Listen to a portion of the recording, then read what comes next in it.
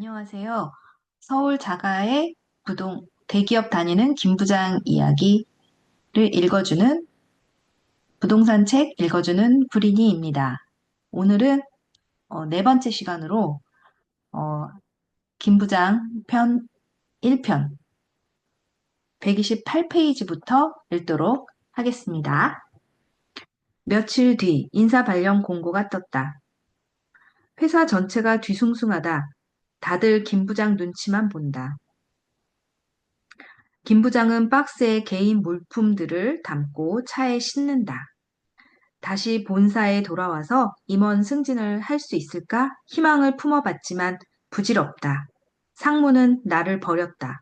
나는 일하는 기계일 뿐 리더는 아니라고 했다. 집에는 뭐라고 말해야 할지 모르겠다. 아내에게도 아들에게도 내 스스로에게도 넘치던 자신감은 온데간데 없다. 집 근처 공원에서 바둑두는 느긋한 할아버지들이 부럽게 느껴진다. 드라마에서 남편들이 일 없이 공원 벤치에 앉아 있던 이유가 이해가 간다. 자신과 관련 없던 사소한 것들이 눈에 들어오기 시작한다. 내가 전무님, 상무님, 골프 기사 노릇을 얼마나 했는데, 시키는 일 밤낮도 주말도 없이 다 했는데, 윗사람들이 하기에는 껄끄러운 일들도 내가 다 처리했는데, 배신당한 것 같다. 너무 화가 난다. 그래, 내가 고속 승진해서 그들을 밀어낼까봐 나를 미리 쳐내는 것이다. 바로 그거다. 다들 나를 질투하고 시기하는 것이다. 김 부장은 길바닥에 떨어진 캔을 힘껏 걷어찬다. 촥! 안에 음료수가 들어 있었는지 주황색 내용물이 김 부장 바지에 쏟아진다. 이런 제기랄 바짓단이 축축해진 제 집에 도착한다. 바지도 무겁고 현관문도 무겁다. 오늘 일찍 왔네.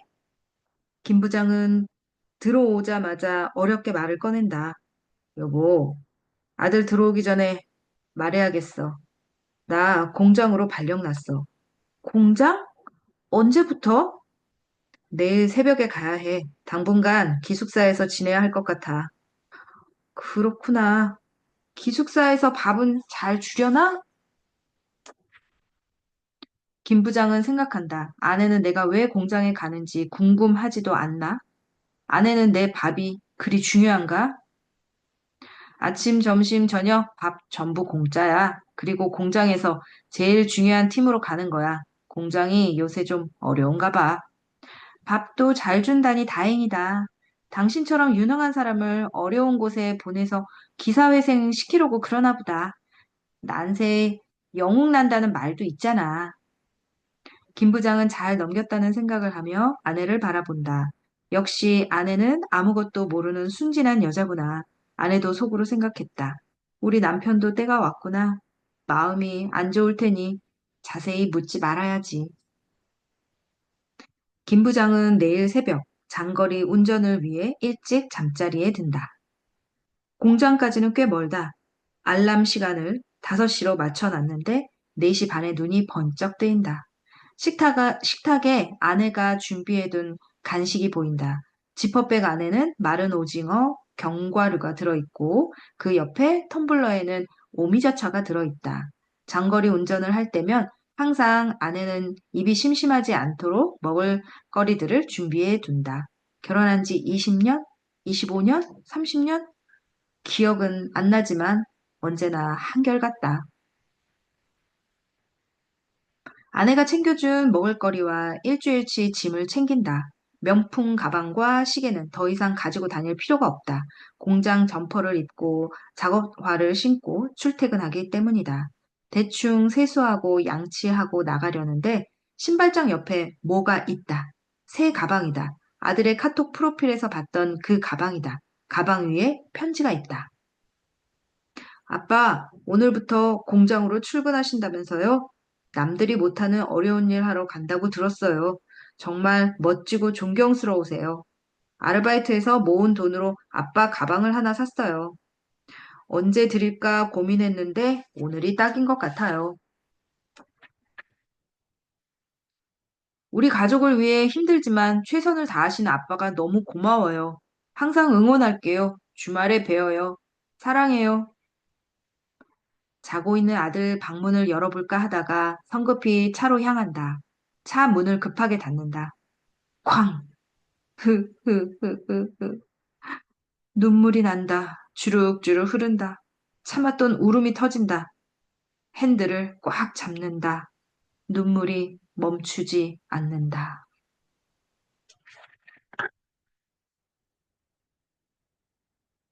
사장님, 이건 인생에 찾아온 세 번의 기회 중 하나예요.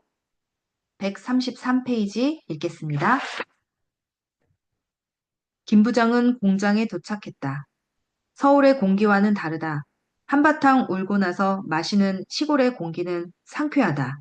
안전관리팀 팀원들이 반갑게 맞아준다. 김 부장은 한 명씩 악수를 나누고 자리를 찾아간다. 본사와 분위기가 사뭇 다르다. 셔츠에 정장을 입고 다니던 사람들과 같이 있다가 공장 점퍼를 입고 헬멧을 쓰고 묵직한 안전화를 신고 돌아다니는 사람들을 보니 낯선 기분이 든다. 팀원이 물품들을 가져다 준다. 형광색 조끼와 안전제일이라고 쓰여진 헬멧이다. 김 부장은 비싼 시계, 구두, 가방, 정장에 흠집 날 걱정이 없어 마음이 편하다. 주중에는 기숙사에서 먹고 자고 주말에는 서울 집으로 간다. 김 부장은 그냥 저냥 다닐만 하다고 생각한다. 돈을 쓸 일이 없다. 퇴근 후 업무 지시를 하는 사람도 없다. 편하다. 임원들의 귀찮은 부탁도 없고 실적 압박도 없고 그저 주어진 루틴대로만 하면 된다. 일하는 스님이 된 느낌이다. 공장도 부서마다 분위기가 다르다. 안전관리팀과 달리 메인 부서 사람들은 활기가 넘친다. 본사 영업팀, 마케팅팀, 기획팀, 연구소 사람들과 회의도 하고 출장도 다니고 외주 업체와 미팅도 많이 한다. 주도적으로 업무를 이끌어가는 느낌이랄까? 본사 사무실에서는 경험하지 못한 다른 종류의 역동성이 있다. 그들에게서는 제품을 생산하고 공장을 돌린다는 자부심이 느껴진다. 그들이 네발 자전거의 큰 바퀴라면 김 부장은 자신이 보조바퀴 같다는 생각을 한다. 굳이 필요는 없지만 만일에 대비해 필요한 사람, 법이 없었으면 굳이 없어도 되는 조직, 그 조직의 팀장, 그게 나다.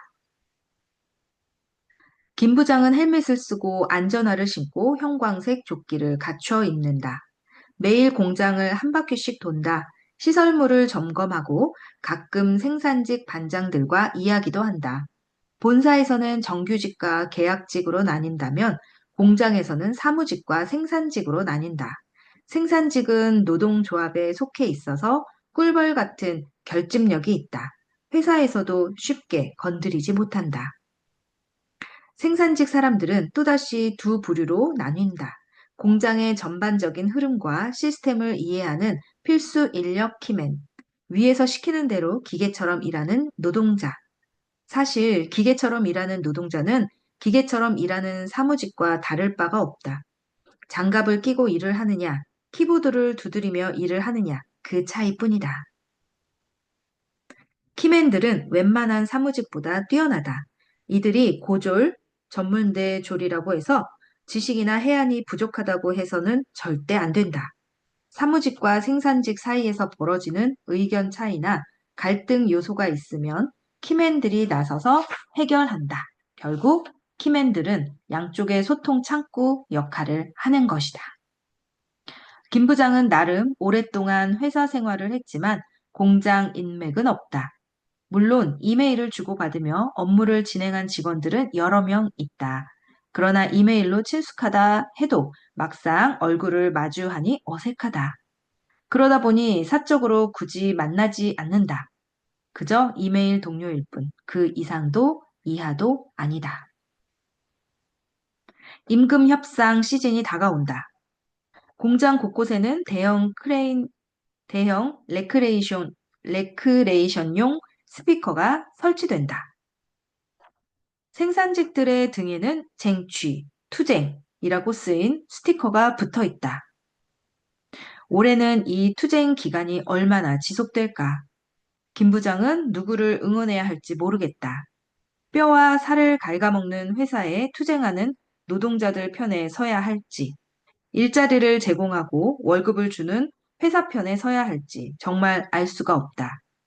나에게 이득이 되는 쪽은 어느 쪽일까? 김 부장은 생각해 본다. 며칠 뒤 회사 정문 앞에 빨간 글씨가 휘갈겨진 현수막과 붉은 깃발이 휘날린다. 투쟁하고 쟁취하라! 스피커에서는 군가와 트로트를 합친 듯한 투쟁가가 쩌렁쩌렁 울린다. 김 부장은 이걸 볼 때마다 삼국지의 적벽대전이 생각난다. 공장 공터에는 전사들이 오열로 늘어서 있고 맨 앞에는 확성기를 든 장수가 뭐라고 외치고 있다. 역시 자신 같은 쫄보가 낄 곳이 아니다. 김 부장은 바지 주머니에 손을 넣고 옆을 조용히 지나쳐 간다. 김 부장이 공장에 내려와 겪고 있는 또 하나 특이한 경험이 있다. 매일 점심시간에 벌어지는 풍경이다. 딩동댕. 점심시간을 알리는 벨이 울리면 갑자기 천지가 흔들린다. 직원들은 마치 단체로 달리기 시합이라도 하듯 식당을 향해 뛰기 시작한다. 더 적절히 비유하자면 말벌떼가 무서운 소리를 내며 벌통을 향해 날아가는 듯하다. 처음에는, 처음에 김 부장은 천천히 움직였다. 다들 나이살 먹어서 저게 무슨 짓이야? 배고픈 거지도 아니고 뭐하러 뛰어? 그런데 줄이 너무 길어지다 보니 배는 고프고 점심시간도 줄어든다. 뛰지는 말고 빨리 걷기만 하자. 일주일이 지나자 김 부장의 움직임이 처음과 다르다. 기다리는 시간을 더 줄이자. 조깅하듯 뛰자. 어느새 김 부장도 그들과 함께 레이스를 하고 있다. 더 빠르게 뛴다. 어느 경로로 가야 최단 시간에 도착할지 매일매일 습득한다. 사무실부터 식당까지는 약 100m다. 이렇게 목표를 가지고 무언가를 해본 적이 얼마만인지 모르겠다. 목표가 명확하니 힘이 난다. 이래서 인생의 목표를 세우라고 하는구나 하고 김 부장은 깨닫는다. 오늘의 반찬은 김치 4종 세트다. 백김치, 시금치, 무김치, 김칫국. 화가 난다. 토끼도 아니고 초식 공룡도 아니고 어엿한 인간인데. 원래 이 정도는 아닌데 임금 협상 기간에 전사들의 힘을 빼려고 일부러 이렇게 주는 건가? 원래 나오던 고기 반찬은 어디에? 고기 없으면 나오던 동그랑땡이나 메추리알은 어디에? 퇴근해서는 딱히 할 일이 없다. 골프도 재미없다. 친구들도 다 서울에 있어서 못 만난다. 매일 밤 텔레비전 채널만 돌리다가 잠이 든다. 텔레비전이 꺼지기 전까지는 김 부장이 텔레비전을 보지만 김 부장이 잠든 후에는 텔레비전이 김 부장을 본다. 하루하루가 변화 없이 똑같은 패턴으로 흘러간다. 지루한 생활이다. 몇 달이 지났는지도 모르겠다. 김 부장이 그렇게 시간만 때우고 있던 어느 날, 상무에게서 전화가 온다. 아니, 상무님, 안녕하십니까? 김 부장, 잘 지냈어? 네, 잘 지내고 있습니다. 공장에서 뭐 좀 배운 거 있어? 뭐, 공장 사람들하고 말문도 트고, 저희 팀 업무가 어떻게 돌아가는지도 좀 파악했고요. 또, 그 정도입니다. 지금 본사에서 부장, 차장, 과장 같은 직급을 없애고 호칭을 통합할 계획인데 알고 있어? 네, 듣기는 했습니다. 김 부장 생각은 어때? 호칭을 하나로 부르면 누가 선배이고 누가 후배인지 어떻게 알겠습니까? 솔직히 잘 이해가 가진 않습니다. 그렇군. 내가 했던 말은 생각해 봤어? 무슨 말이요? 스시집에서 내가 김 부장한테 했던 말. 상무님의 말투가 딱딱해진다. 아, 네. 자네가 느낀 게 뭐야? 나를 질투하는 니들이 밉다. 김 부장은 이런 진심을 입 밖에 꺼낼 정도로 멍청하지는 않다. 다시 마음을 가다듬고 질문의 의도에 적절한 대답을 찾아본다. 회사에 최선을 다하고 내가 회사에 최선을 다하라는 말을 했나? 또 책임지고 스스로 날선 상무의 목소리에 김 부장은 우물쭈물 대답하지만 사실은 별로 생각해 본 적이 없다. 김 부장은 무엇을 위해 회사에서 일하는 거야? 임원이 되기 위해 일합니다. 임원이 되면 뭐가 좋은데? 남들한테 존경받고 인정받을 수 있는 거요. 알았어, 김 부장. 자넨 옛날 그대로네. 이만 끊지? 네, 상무님, 최선을 다하겠습니다. 전화를 끊은 상무는 바로 최 부장을 호출한다. 최 부장, 네, 상무님. 지금 팀 두 개 운영하는 거 해보니 어때? 네, 할만합니다. 당분간 계속해줘. 아니면 그 두 팀을 하나로 합치든지. 전무님이랑 상의해 볼 테니. 그럼 김 부장은요? 장점이 많은 친구인데 정신 못 차린 것 같아. 앞으로도 변화가 없을 것 같고 안타까워. 얼마 지나지 않아 인사팀장이 김 부장을 부른다. 몇 달 전 전무가 불렀을 때도 지금과 비슷했다. 나와는 상관없는 듯이 햇살만은 가볍고 따뜻했다. 김 부장은 마음의 준비를 한다. 앉으시죠, 김 부장님. 네. 지금 회사에서 좋은 조건으로 세컨 라이프가 진행되고 있어요. 세컨 라이프. 말이 좋아, 세컨 라이프지. 실상은 희망 퇴직이다. 인사팀장이 말을 잇는다. 김 부장님, 그 정도면 위로금 2억에 퇴직금은 따로 받으실 수 있겠네요. 내년에는 위로금이 1억으로 내려갑니다. 먼저 하시는 게 이득이에요. 다른 부장님들도 이미 많이 신청하셨습니다. 올해 위로금 소진되기 전에 잘 생각해보고 연락 주세요. 공장으로 발령받았을 때보다는 충격이 덜하다. 어느 정도 예상하고 있던 일이기도 하다. 김 부장은 회사에서 잘해보겠다는 의지나 열정이 이미 사라졌다.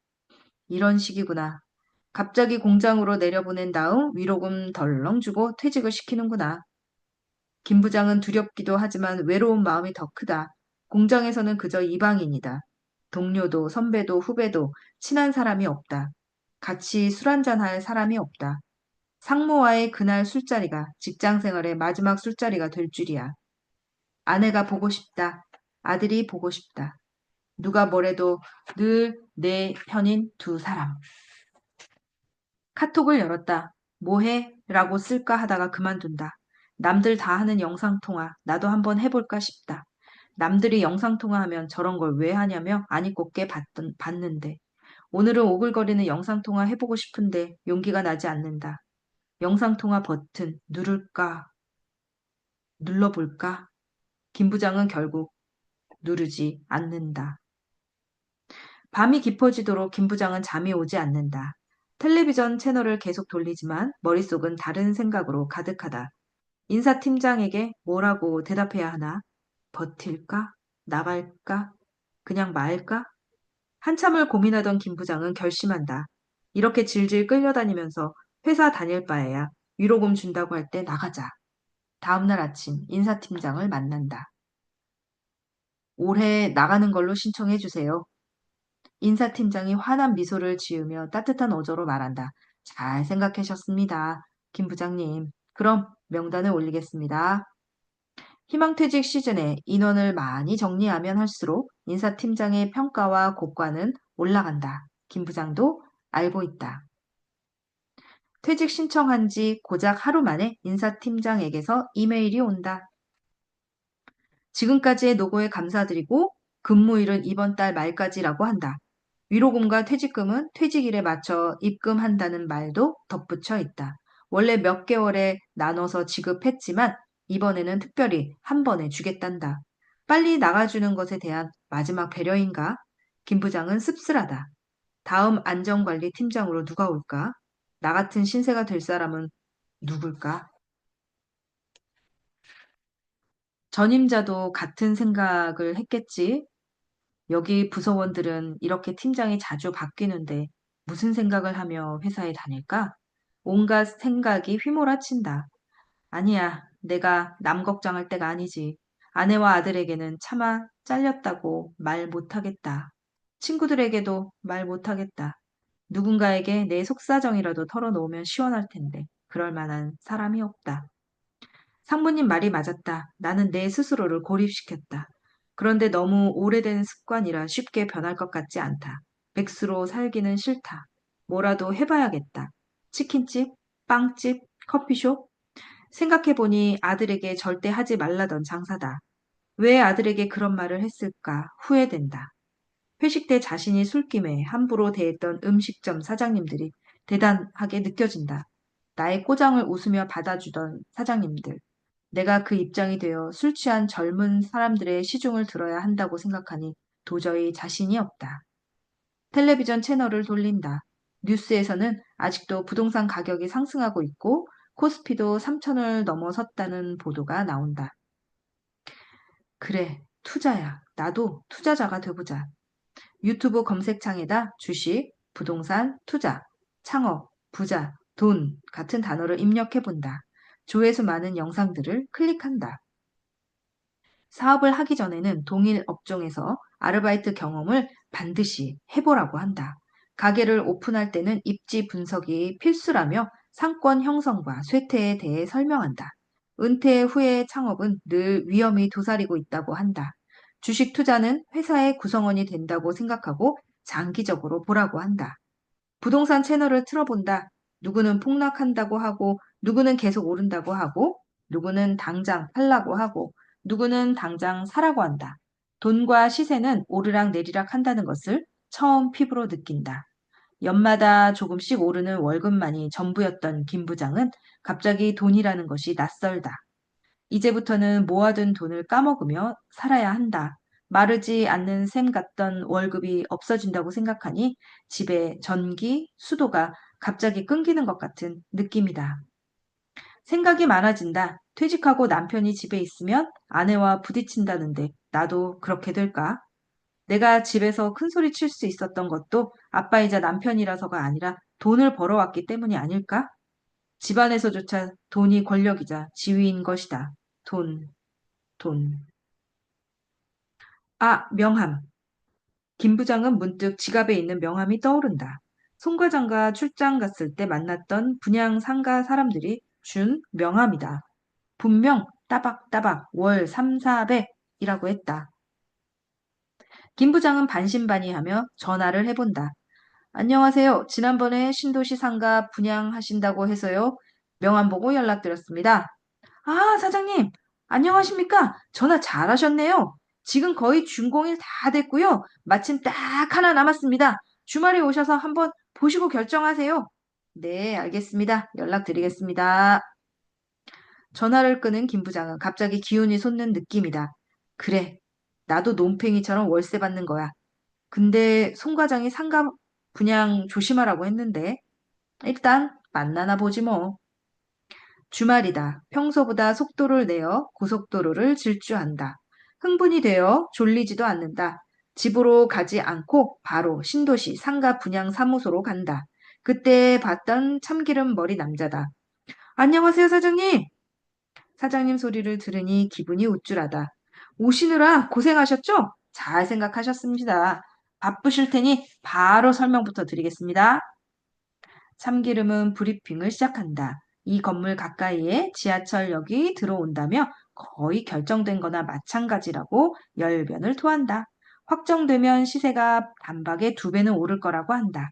그리고 상가 건물 1층에는 식당, 약국, 카페가 들어오기로 했고 2층부터 5층은 치과, 한의원, 피부과, 정형외과, 소아과 등 병원이, 6층은 학원, 요가, 7층은 헬스장 등이 이미 입점 계약되었다고 한다.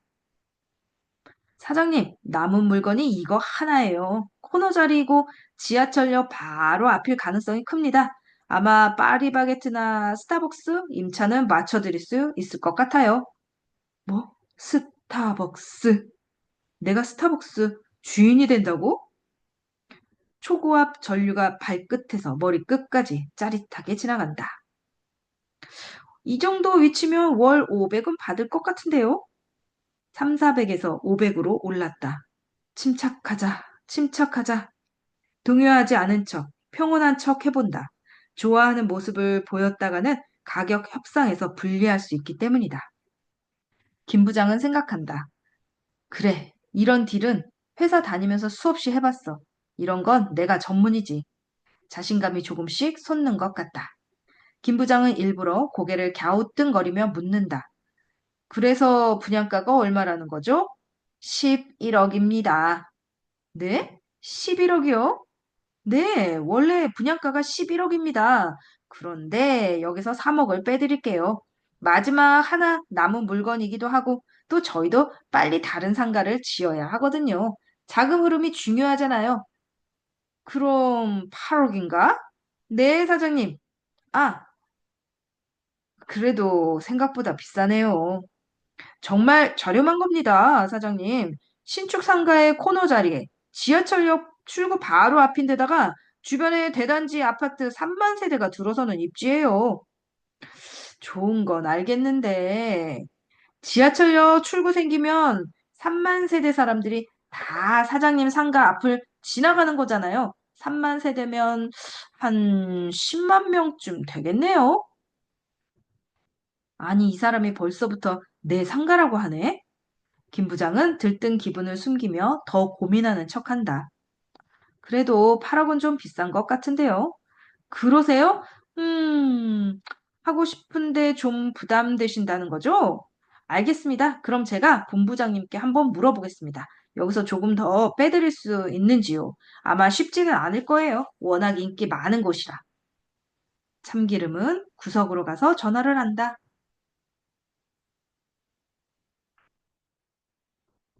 잠시 뒤. 사장님, 좋은 소식입니다. 본부장님이 1억을 더 빼주겠다고 하세요. 마지막 물건이기도 하고, 또 본부장님이 워낙 통이 크셔서 시원하게 빼주시네요. 와, 그런데 저도 이런 경우는 잘 못 봤습니다. 음.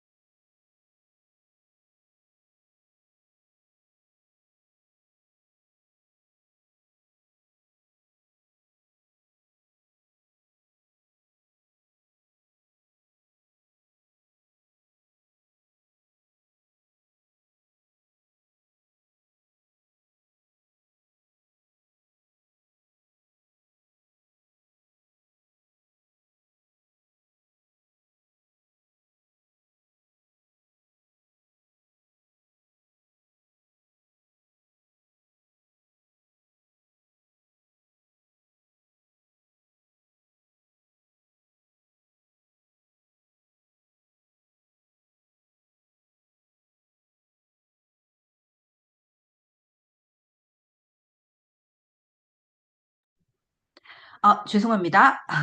다시 읽도록 하겠습니다. 잠시 뒤, 사장님, 좋은 소식입니다. 본부장님이 1억을 더 빼주시겠다고 하세요. 마지막 물건이기도 하고, 또 본부장님이 워낙 통이 크셔서 시원하게 빼주시네요. 와, 그런데 저도 이런 경우는 잘 못 봤습니다.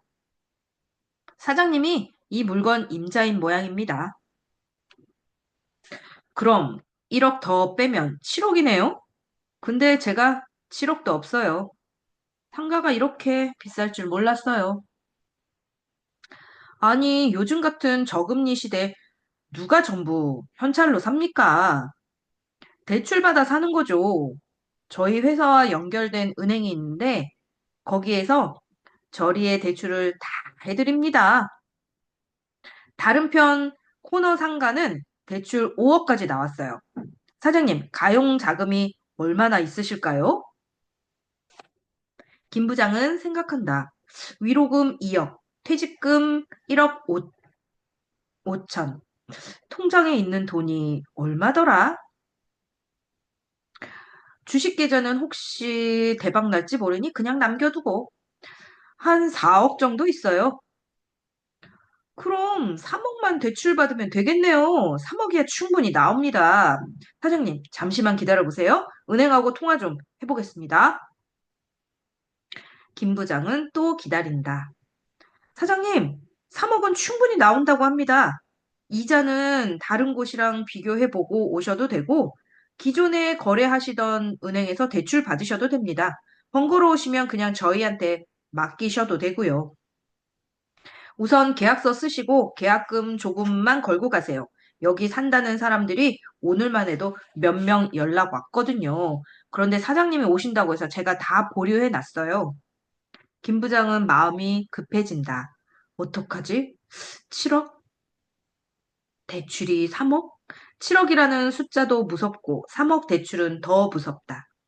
회사에서는 실적 이야기할 때 몇십억, 몇백억이라는 말은 쉽게 하면서 막상 내 돈을 쓰려니 너무 큰 돈이다. 송 과장에게 전화해 볼까? 논팽이에게 전화해 볼까? 송 과장이 여기 와봤으니 잘 알겠지? 논팽이가 건물주니까 더 잘 알까? 김 부장은 창밖으로 멀리 송 과장과 옥수수 수염차를 마시던 편의점을 보며 바지 주머니 속에 있는 핸드폰을 만지작거린다. 띠리리링. 오빠 전화 받아. 오빠 전화 받아. 참기름의 핸드폰 벨소리다. 여보세요? 네, 사장님. 아, 지금 오신다고요? 아, 근데 어쩌죠? 지금 다른 분이 계약하려고 와 계시네요. 네? 아, 아직 사인한 건 아니고요. 아, 네네. 그럼 제가 조금 있다가 다시 전화 드릴게요. 네, 사장님. 어떡하지? 어떡하지? 참기름의 통화 내용을 들으니 김 부장은 마음이 더 조급해진다. 빨리 결정해야 할 것만 같다. 행운의 여신이 준 기회를 놓치기 싫다. 남들 다 받는다는 대출 나도 한번 받아볼까? 요즘 서울 집값 10억이 우습게 넘는데 상가 7억이면 싼 거 아닌가? 게다가 4억 할인까지 받았는데 스타벅스 주인이 될 수 있는 기회잖아. 내가 스타벅스에 돈을 내는 게 아니라 앞으로 그들이 나한테 돈을 내는 거야. 스타벅스 직원들도 나에게 사장님 오셨냐며 인사하겠지? 공짜 커피도 가능한가? 어떻게 하시겠습니까, 사장님? 다른 분이 지금 계약하러 오신다는데요? 할게요. 결정 잘 하셨습니다. 인생의 기회가 3번 온다는데 오늘 그중 한 번을 잡으신 겁니다. 그리고 옆이나 위층 상가분들한테는 4억 할인받았다는 얘기는 절대 하시면 안 됩니다. 저희 큰일 납니다. 그분들은 다 제값 주고 샀거든요. 김 부장은 뿌듯하다. 남들은 제값 주고 살 때 할인까지 받은 자신이 대견하다. 마트 마감 시간에 떨이 제품을 싸게 사왔다고 좋아하던 아내가 생각난다. 이런 기분이었나? 재빨리 계약서에 서명을 한다. 바로 계약금 1천만 원을 송금하고 사무실을 나온다. 완전 이득 보는 장사다. 한 번에 4억을 벌었다. 원래 3억만 빼준다고 했는데 나의 뛰어난 내고 실력 덕분에 1억을 더 뺐다. 김 부장은 차에 타자마자 승리의 함성을 지른다. 예스, 예스, 예스. 이런 게 부동산 계약이구나. 이런 게 투자구나. 어렵지 않네. 쉽잖아. 유튜브 전문가들이 복잡하게 강의하는 그런 거 다 필요 없어. 회사 그딴 거 다 필요 없어. 배신자들이 득실거리는 그런 회사 따위, 나를 시기 질투하는 놈들만 있는 회사 따위. 통쾌하다. 내가 떵떵거리며 사는 모습을 보면 모두가 날 부러워하겠지. 으하하하하. 창문을 활짝 열고 이문세 노래를 크게 튼다. 집으로 가는 길에 붉은 노을이 살짝 구름에 가려 빛이 퍼지고 있다. 마치 하늘에서 예수님이 내려오실 것 같이 몽환적이다. 아내에게는 스타벅스 입점 계약하고 나서 서프라이즈로 알려줘야지. 나도 논팽이처럼 운동 다니고 등산 다니고 사우나 다니고 아들 취업하는 거 도와줘야지. 월요일이다. 새벽같이 공장으로 향한다. 마지막 출근이지만 마음은 가볍다. 머릿속은 온통 상가에 스타벅스 생각뿐이다. 옆 차선에서 다른 차가 급하게 끼어들어도 쿨하게 넘어간다. 평소 같으면 다시 추월해서 창문으로 상대방 운전자를 노려보던 김 부장이다. 이런 게 돈이 주는 여유로움인가? 김 부장은 생각한다. 매월 3, 400, 아니 500이 나오면 무얼 하며 하루하루를 보낼지 기대가 된다. 한 달에 500만 원을 다 쓸 수 있기는 한가? 공장 입구를 한결같이 지키는 수위 아저씨는 오늘도 깍듯이 인사를 한다. 평소와 다르게 절로 미소가 떠오른다. 김 부장도 깍듯이 인사를 한다.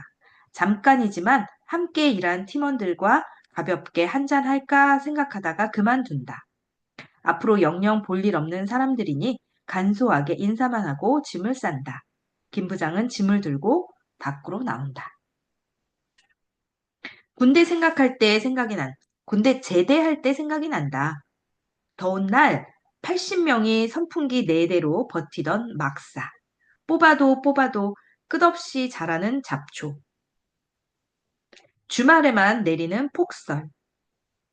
그 지긋지긋한 곳에서 뛰쳐나가고 싶었지만 막상 떠날 때의 그 시원섭섭한 기분이란 그때는 제대만 하면 무엇이든 할 수 있을 것 같았다. 자신감 99, 두려움 1.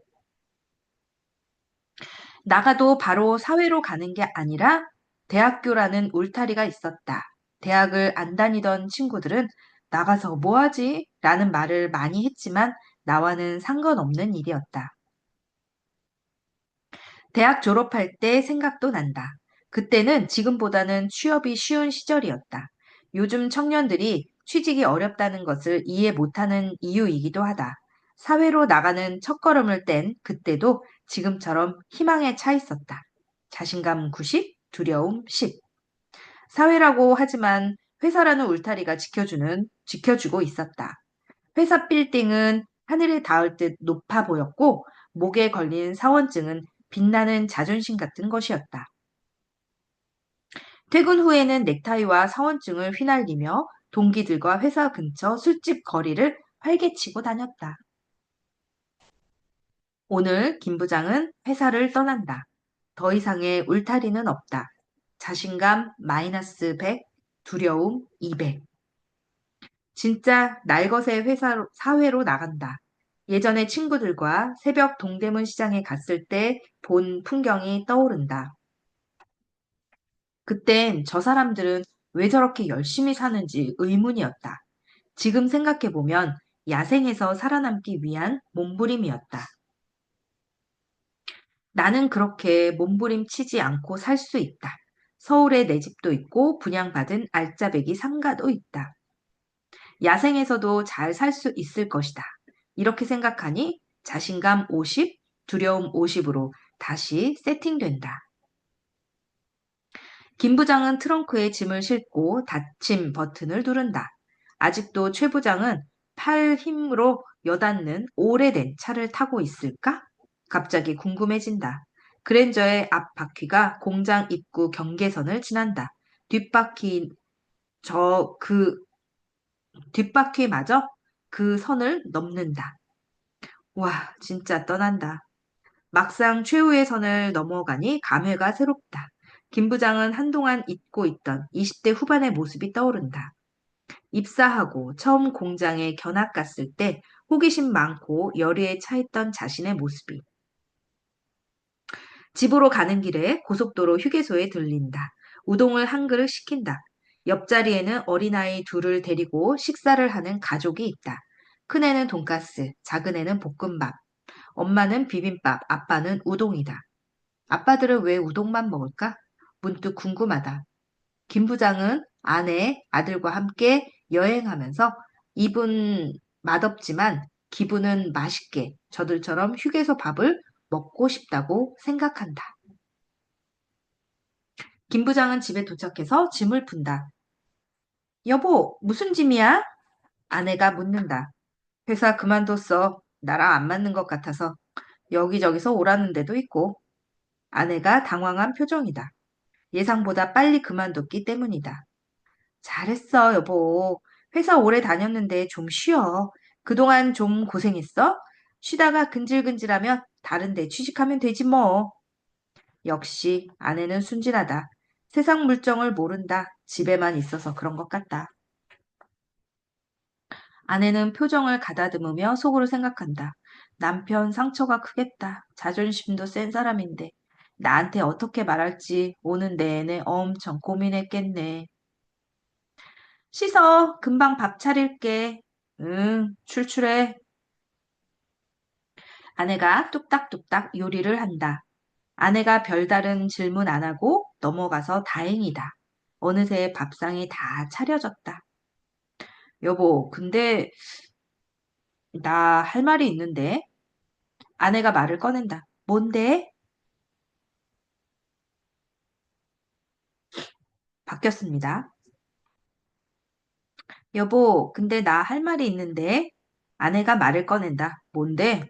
당신이 그때 공인중개사 시험 보지 말라고 했잖아. 그거 시험 봤어. 공부해둔 게 아까워서. 미안해. 아니, 복덕방 아줌마가 될 셈? 김 부장은 저도 모르게 튀어나올 뻔한 말을 입안으로 삼킨다. 예전 같으면 복덕방 아줌마 될 생각이냐고 몰아세웠을 텐데 지금은 그럴 상황이 아니다. 아내가 미안해 할 일도 아니다. 그래? 시험은 잘 봤어? 아내는 단박에 나를 세울 줄 알았던 남편이 의외로 관심을 갖자 긴장한 얼굴을 푼다. 한 번에 1차, 2차 다 붙었어. 벌써 자격증도 나왔고, 김 부장은 좋아해야 할지 말아야 할지 모르겠다. 어떤 표정으로 어떤 말을 해야 할지 생각이 안 난다. 축하해라고 해야 하나? 속마음이 너무 드러날 것 같다. 남편이 백수가 돼서 그런다고 아내가 생각할 것 같다. 그럼 부동산에서 일하는 거야? 일단 소소하게 아르바이트부터 해볼까 해. 아르바이트는 무슨? 김 부장은 저도 모르게 튀어나올 뻔한 말을 다시 삼킨다. 월급이 끊긴 상황에서 내가 할 말은 아니다. 내 앞에 있는 여자는 더 이상 잘 나가는 대기업 김 부장의 사모님이 아니라 백수의 부인이다. 그래, 낮에 심심하면 한번 해봐. 정말? 고마워, 여보. 당신이 못하게 할 줄 알았는데 사실 일한 지 오래돼서 일 좀 해보고 싶었거든. 그리고 공인중개사 공부한 것도 써먹어 보고 싶고.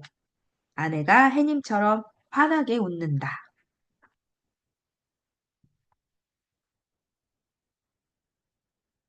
167페이지. 공황장애. 아침이 밝았다. 출근을 하지 않으니 너무 이상하다. 25년 동안 하던 일이라서 그런지 고작 며칠이 지난 것으로는 어림도 없다. 그래도 새벽같이 일어나 지하철역까지 빠른 걸음으로 가서 자리 경쟁을 하지 않아도 되니 좋다. 세수를 하고 옷방으로 간다. 명품 가방, 명품 넥타이, 명품 시계에 고급 수트. 언제 걸쳤는지 기억도 나지 않는다. 지금 생각하니 왜 저것들을 사려고 눈에 불을 켜고 다녔는지 모르겠다. 명품 쇼핑에 투자한 시간과 돈만 해도 아득하다. 철저히 계산해서 계획적으로 산 것 같지만 알고 보면 대부분 충동 구매였다. 언젠가는 쓸모가 있을 거라 합리화를 하며 사고 나서 모셔두기만 했을 뿐이다. 시계는 먼지가 뽀얗게 앉아 유광에서 무광으로 변했고 롯데 에비뉴엘에서 산 가방도 옷장 구석에 처박혀 빛을 못 본 지 오래다. 신발장 안에 고가의 구두는 광택을 잃었다. 그래도 아들이 사준 가방은 현관 앞에 두고 수시로 들고 다닌다. 핸드폰과 카드 지갑이라도 넣어서 외출할 때마다 꼭 챙긴다. 김 부장은 아내에게 볼 일이 있다고 하고 집 밖으로 나선다.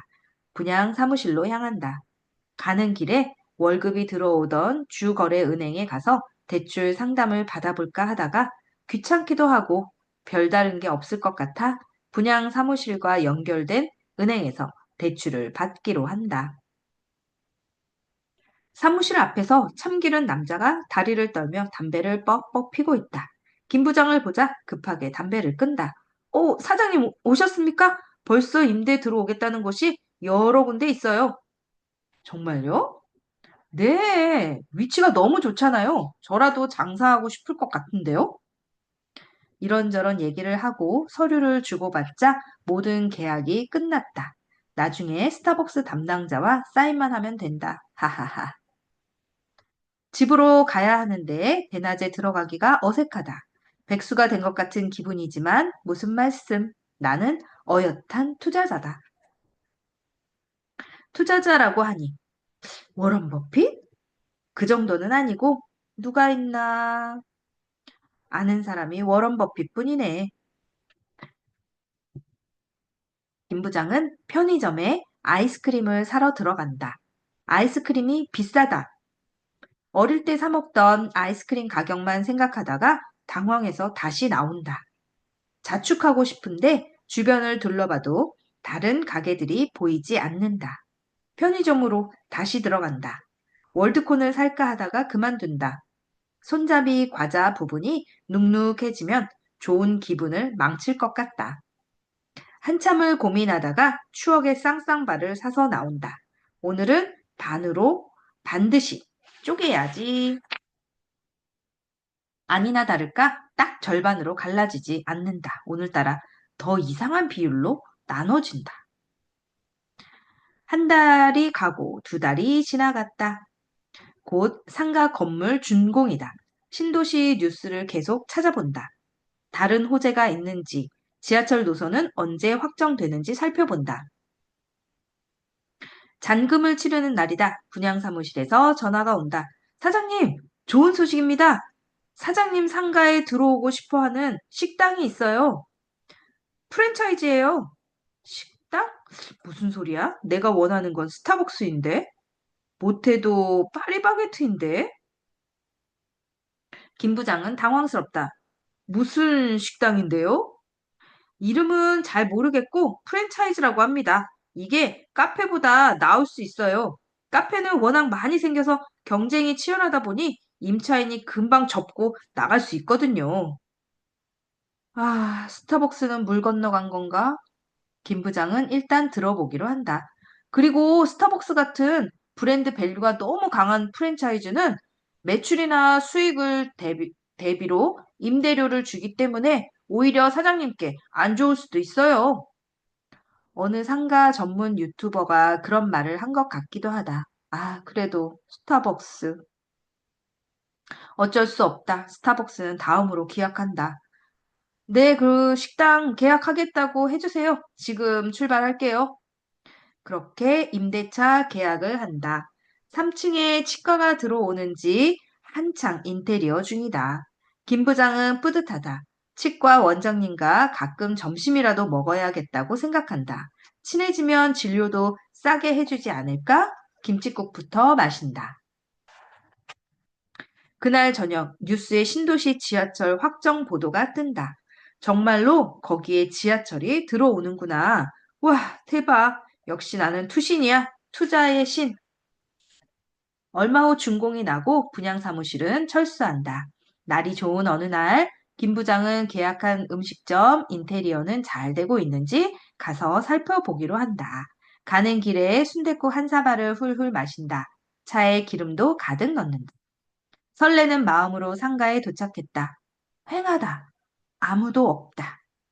인테리어 시작하기로 한 날에서 일주일이 지났는데 조용하다. 멀찌감치 다른 상가 공사장에서 들리는 소음뿐이다. 임차인에게 전화해본다. 여보세요? 여보세요. 저 임대인인데요. 인테리어는 언제 시작하는지 궁금해서요. 아, 어쩌죠? 그 가게 못할 것 같아요. 예? 무슨 소리예요? 계약까지 했잖아요. 아, 네, 못하게 됐습니다. 죄송합니다. 보증금은요? 보증금 안 돌려주셔도 됩니다. 안녕히 계세요. 뚜뚜뚜뚜. 이게 무슨 일이야? 어떻게 된 거지? 이 사람이 잘못 말한 거겠지? 생각해보니 보증금을 너무 조금 받았다. 월세를 높게 받고 보증금을 낮춰 받는 게 요즘 트렌드라고 분양 상가에서 그랬다. 설마. 에이, 참기름한테 전화해보자. 김 부장이 전화를 건다. 지금 거신 전화는 없는 번호이오니. 뭐야? 잘못 눌렀나? 다시 건가? 다시 건다. 지금 거신 번호는 없는 번호이오니. 뭐지? 뭐야? 전화번호를 바꿨나? 불안의 화살촉이 이마를 뚫고 뒤통수로 통과한다. 나 혹시 사기당한 건가? 에이, 설마 지하철 들어온다고 뉴스까지 나왔는데? 심장이 쿵쾅쿵쾅 뛴다. 오늘은 175페이지까지 읽도록 하겠습니다. 다음 궁금한 사항은 내일을 기대해 주세요. 오늘도 들어주셔서 감사합니다. 부동산 책 읽어주는 불인이었습니다. 감사합니다.